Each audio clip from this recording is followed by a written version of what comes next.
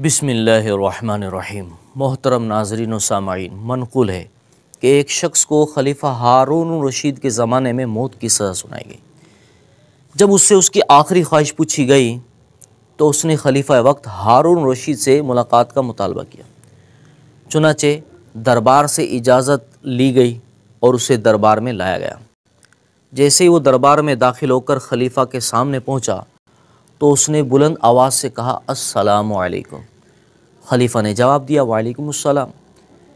फिर हारून रशीद ने उससे पूछा कि तुमने अपनी आखिरी ख्वाहिश में मुझसे मुलाकात का मुतालबा किया है, बताओ तुम्हारा क्या मकसद है, तुम्हारा कोई काम है तो बताओ। उसने अर्ज़ की कि जो मेरे आने का मकसद था वो मुझे हासिल हो चुका है। दरबारियों ने जब ये बात सुनी उसे पकड़ा और सज़ा के लिए ले जाने लगे। उसने कहा कि अब तुम मुझे सज़ा नहीं दे सकते। दरबारी बोले, क्यों नहीं दे सकते?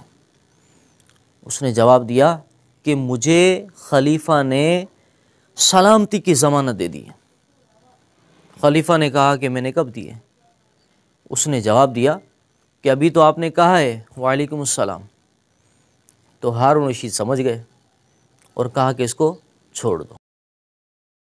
मोहतरम नाज़रीन व सामाईन, हम रोज़ाना न जाने कितनों को सलाम करते हैं और कितनों के सलाम का जवाब देते हैं। हम जब भी किसी को सलाम कर रहे होते हैं या जवाब दे रहे होते हैं तो गोया हम उसे ज़मानत दे रहे होते हैं कि तेरी जान, तेरा माल, तेरी इज़्ज़त, तेरी आबरू, हर चीज़ हमसे महफूज है। हमारी वजह से तुझे या तेरी किसी चीज़ को तकलीफ़ नहीं पहुँचेगी, कोई नुकसान या ईज़ा नहीं पहुँचेगी।